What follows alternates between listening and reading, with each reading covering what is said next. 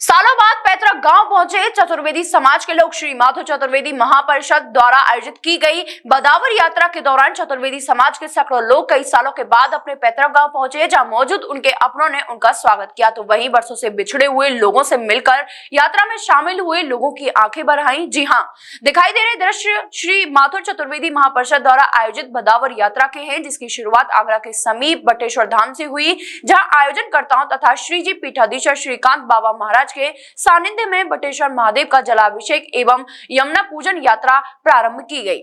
यात्रा के बारे में बताया गया है कि इस यात्रा का उद्देश्य मुगलों के आक्रमण के बाद मथुरा से अन्य क्षेत्रों में जाकर बस गए लोगों को वापस समाज की मुख्य धारा से जोड़ने तथा समाज का एकत्रीकरण करना है, क्योंकि मुगलों के द्वारा किए गए आक्रमण के बाद हजारों की संख्या में चतुर्वेदी समाज के लोग इतर बितर हो गए थे और उनमें से जो मथुरा में रुके रहे उन्हें मथुरास्थ चतुर्वेदी तथा मथुरा से जो लोग बाहर निकल गए उन्हें मथुरांत कहा गया, जिनको चतुर्वेदी समाज के लोग कड़वे व मीठे चतुर्वेदी के नाम से भी जानते हैं। लगभग 250 सालों के इस अंतराल में समाज की तरक्की तो बहुत हुई, परंतु अपनी जड़ों से दूर रहने का दर्द उनके दिल में आज भी था और इस दर्द को कम करने का प्रयास श्री माधो चतुर्वेदी महापरिषद द्वारा किया गया, जिनसे मथुरा से बाहर रहने वाले चतुर्वेदी समाज के 18 गांव के सभी चतुर्वेदी समाज के लोगों से वार्ता कर एक महापरिषद का गठन किया गया, जिसका उद्देश्य गांव-गांव जाकर चतुर्वेदी समाज के लोगों को एक सूत्र में पिरोना तथा वापस अपने जड़ों की ओर लाना रहा, जिसकी शुरुआत के बाद आज काफी लोगों ने इस यात्रा में हिस्सा लिया और बटेश्वर से शुरू हुई ये यात्रा 6 से 7 गांव का भ्रमण कर अपने और अपनों का हाल जाना।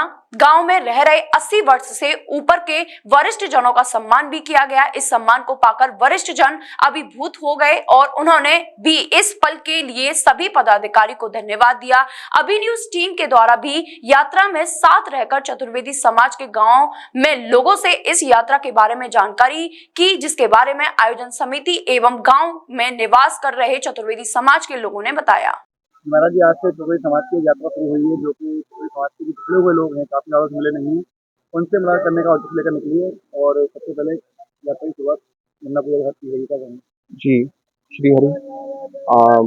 आज हर्ष का विषय है कि जो मथुरास्थ और मथुरांत दोनों समाज हैं, उनके एकीकरण में एक ये मूलभूत प्रयास है और आज यहाँ से यात्रा शुरू की गई है, बदावर की यात्रा, जो आज ये बटेश्वर से यहाँ यमुना पूजा की गई है और यमुना पूजा में हम सम्मिलित रहे हैं।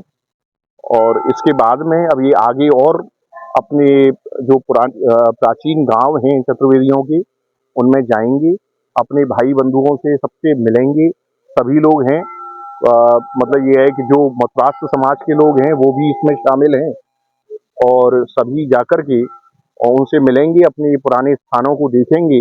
और ये हम समझते हैं कि एक आधारभूत कार्य है जो एकीकरण की दशा में जो प्रयास किए जा रहे हैं, उन प्रयासों में ये महापरिषद द्वारा ये जो प्रयास किया जा रहा है वह सर्वोत्तम है।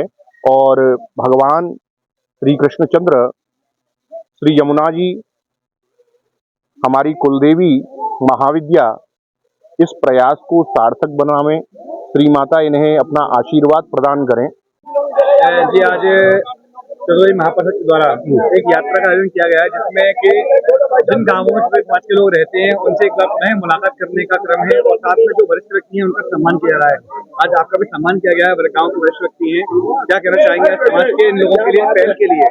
ये पिछड़ा हुआ कस्बा था, आज वर्षों बाद समाज इकट्ठा हुआ यहाँ पर, बड़ी खुशी है। हम लोगों को भी दर्शन हुए, बाहर से आए हुए आदमियों को। ये चंबल की पराठी बोली जाती थी, पुराना बदमाश एरिया बोला गया था।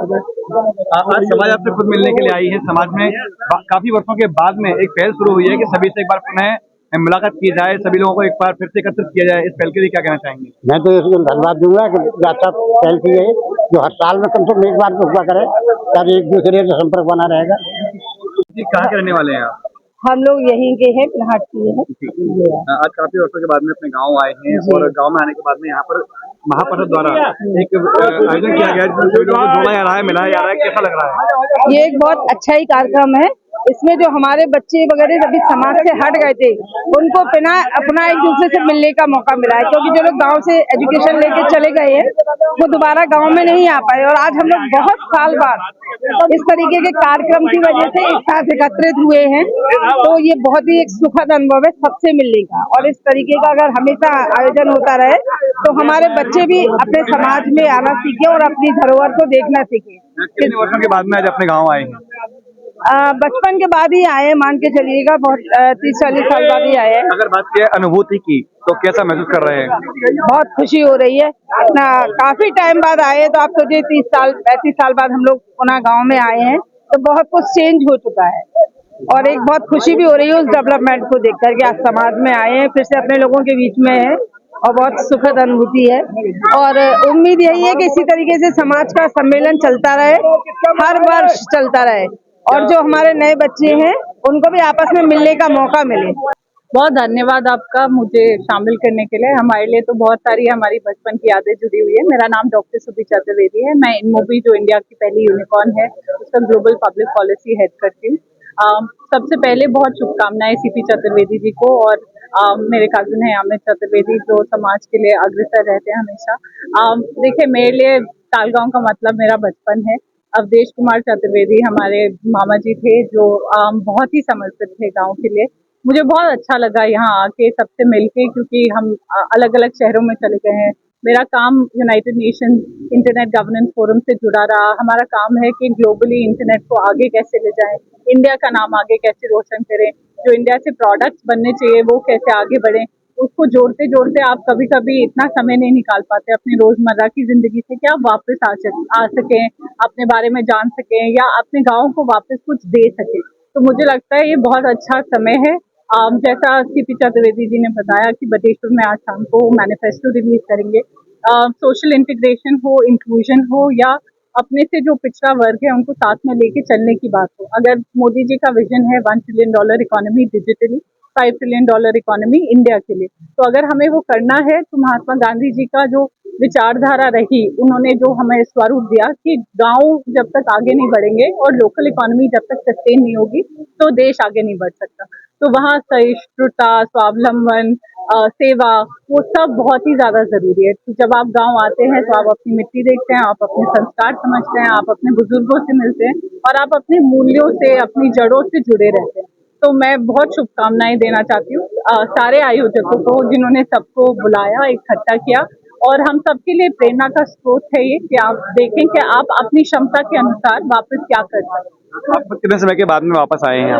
मुझे करीब 5 वर्ष हो गए, और पिछली बार हमारी नानी जी का स्वर्गवास हुआ था, तो तब हमारा आना हुआ। और मैं चाहूंगी कि इतना अब रोड भी अच्छी हो गई हैं, इतनी दूरियां भी नहीं हैं, और दिलों में भी दूरियां नहीं रहनी चाहिए, तो लोग वापस आएं और अपने गाँव को समझें।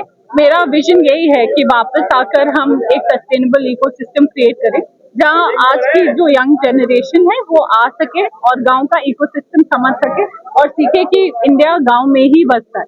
तो वो काफी कुछ सीखने को मिलता है, और अपनी हेरिटेज और कल्चर को प्रिजर्व करने का मौका मिलता है। अगर बात करूँ डिजिटल इंडिया की और इंटरनेट के बारे में, तो लोग कहते हैं कि इंटरनेट और डिजिटल होने के बाद में लगातार लोगों में दूरियां बढ़ती जा रही हैं। लोग एकाकी जीवन जीने पर जो है आश्रित हो चुके हैं, अपनों से दूर होते जा रहे हैं लगातार। शायद उसी का परिणाम है कि आज जो युवा है वो भटका हुआ नजर आता है एक तरीके से। तो क्या कहना चाहेंगे, युवाओं को क्या संदेश देना चाहेंगे आज को वापस जड़ों की ओर लौटना चाहते हैं लोग? देखिए, आपका सवाल बहुत अच्छा है, और अब मैं कोशिश ये करती हूँ जो तथ्य हैं और साक्ष्य हैं और जो मेरी पर्सनल ओपिनियन है वो मैं तीनों में समन्वय ना करूँ। तो जब आप देखते हैं कि न्यूक्लियर फैमिलीज बढ़ी, हमने गांव छोड़े, बड़े परिवार छोड़े, और हम आगे गए, दोनों हस्बैंड एंड वाइफ को नौकरी के लिए जद्दोजहद करनी पड़ती है, तो आप जनरली कम समय दे पाते हैं। बट अगर इंटरनेट में एक सड़क की तरह है, अगर सड़क पे आप कूड़ा डालेंगे तो वापस आपको कूड़ा ही मिलेगा। तो मैं जो टूल है, तकनीकी है, उसको मूल्यों और विचारों से नहीं जोड़ना चाहूंगी। ये सब हमारे ऊपर है कि आप किस तरह के संस्कार अपने परिवार में देते हैं, आप अपने बच्चों को क्या सिखाते हैं, और आपके खुद के ध्येय और उपलक्ष्य क्या है, आप पैसे के पीछे कितने दिन भागेंगे। तो वो जब आप में वो बैलेंस आ जाता है कि आप समझ पाए कि आपका सोसाइटी में रोल क्या है। पिछली बार राजकिले के प्राचीर से प्रधानमंत्री जी ने 5 प्रण की बात करी। उन्होंने कहा कि आपको पहले सेफ दी माइंडसेट तोड़ना है, उन्होंने ये भी कहा कि आप ये सोचें कि आप देश के लिए क्या कर सकते हैं। तो वही समय और जब वो आभास लोगों को खुद समझ आ जाए कि उनकी क्या दायित्व हैं, उनके क्या कर्तव्य हैं, तो मेरे ख्याल से हम बेहतर समाज बना सकते हैं। KD medical college hospital and research centre, जहां एक ही छत के नीचे ब्रजवासियों को मिलेगा संपूर्ण रोगों का इलाज, वो भी रियायती दरों पर। अत्याधुनिक सुविधाओं से लैस operation theatre, MRI, CT scan, colour Doppler, ultrasound, digital x ray, echo, सभी प्रकार की खून और पेशाब की जांचें, न्यूरो से संबंधित रीढ़ की हड्डी व दिमाग के ऑपरेशन, ब्लड प्रेशर व पेट से संबंधित सभी रोगों का इलाज, ब्लड बैंक, डायलिसिस व एम्बुलेंस की सुविधाएं, इमरजेंसी सेवाएं 24 घंटे उपलब्ध। OPD सुबह 9 बजे से लेकर 4 बजे तक। KD medical college hospital and research centre.